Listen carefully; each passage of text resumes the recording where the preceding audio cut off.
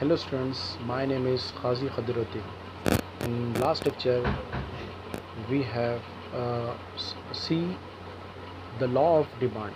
Now today we'll be see here or discuss here the assumptions of demand. Okay, so assumptions जो होते हैं जहाँ पे law जो होता है वो follow होता है उसको कहते हैं आप assumptions.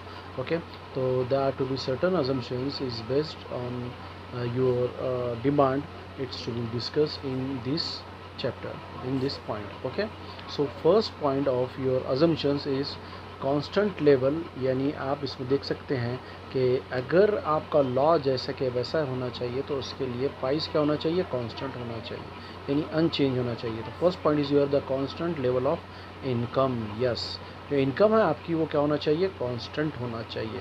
अगर आपकी इनकम इंक्रीज़ और डिक्रीज़ होती है तो इसका इफेक्ट होता है आपके डिमांड के ऊपर. इंक्रीज़ इनकम है तो आपकी डिमांड ज़्यादा होती है और डिक्रीज़ इनकम है तो आपकी यानी लो इनकम है तो आपकी डिमांड कम होती है.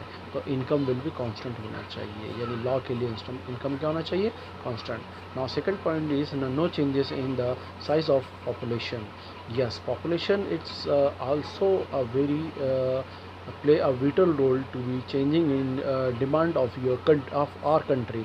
So we have to be see no changes in size of population, so automatically price will be same and demand also same in that position. Okay, now next point is price of substitute goods remain constant. Yes, देखिए जो price है substitute goods की वो क्या होना चाहिए, unchange होना चाहिए. अगर वो चेंज होती है सब्स्टिट्यूट, यानी टी की प्राइस अगर बढ़ जाती है तो peoples are to be demanded of coffee. अगर 5 की बजाय 10 रुपये में 10 रुपीज़ में अगर आपकी कॉफ़ी हो जाती, टी हो जाती है तो लोग क्या करते हैं, कॉफ़ी को प्रेफरेंस देते हैं टी की जगह पे. इसी के साथ साथ में नेक्स्ट पॉइंट है price of complementary goods remain constant. क्या होना चाहिए, कॉम्प्लीमेंट्री. ये सब मैंने आप पिछले चैप्टर में बताया कि जो कॉम्प्लीमेंट्री गुड्स ऐसे गुड्स होते हैं जैसा कार और पेट्रोल या फ्यूल जिसे कहते हैं आप, या पेन इंक जो एक दूसरे पर डिपेंडेंट होती है, तो ऐसे जो डिपेंडेंट गुड्स होते हैं एक दूसरे के ऊपर उनकी भी प्राइजेस क्या होनी, जैसे पेट्रोल की प्राइस क्या होना, अनचेंज होना चाहिए. अगर पेट्रोल की प्राइस बढ़ती है तो इसका इफेक्ट पेट्रोल कार के ऊपर होता है. ठीक है. Now next point of your topic is no expectation about future price future price change, no expectation about the future change in price. यानी आपकी एक्सपेक्टेशन फ्यूचर के अंदर प्राइस चेंज होने की नहीं होना चाहिए. अगर फ्यूचर के अंदर प्राइस चेंज होती है तो इसका इफ़ेक्ट प्रेजेंट परचेसिंग या बाइंग के ऊपर होता है.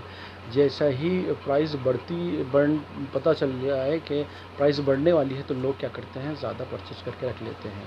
और अगर पता चल जाए कि कम प्राइस होने वाली है तो लोग क्या करते हैं, ये फ्यूचर के भी प्रेजेंट के अंदर कम परचेस करते हैं. तो इसका इफ़ेक्ट होता है फ्यूचर प्राइस का डिमांड के ऊपर. इसी के तरीके से अजम्पशंस नेक्स्ट जो है वो है no change in taste habits fashions preferences में. यस, अगर आपका टेस्ट हैबिट्स है कंटिन्यू है, कांस्टेंट है, तो आपके जो है प्राइस के ऊपर उसके ऊपर कोई असर नहीं पड़ता और डिमांड भी आपकी सेम एज इट इज़ होती है.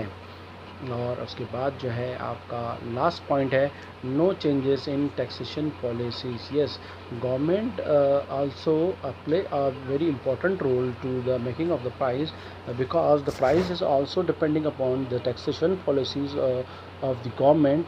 The government to orientate policies to the country that's effects on price. When the taxation policies are to be increasing then price of the commodities also increasing. और उसका effect ये होता है कि demand क्या होती है उससे घट जाती है. और टैक्सेशन पॉलिसीज़ कम होती है तो प्राइस की भी अमाउंट रेट कम होती है और प्राइस कम होने से डिमांड क्या होती है, हाई होती है. तो आई होप आपको ये पॉइंट्स अच्छे से समझ में आ गए अजम्पशंस. नाउ नेक्स्ट लेक्चर में we are to be discuss about your exceptions, जहाँ पे लॉ काम नहीं करता है या काम जहाँ पे लॉ क्या करता है, अपोज चलता है, उसको कहते हैं आप एक्सेप्शंस. ओके.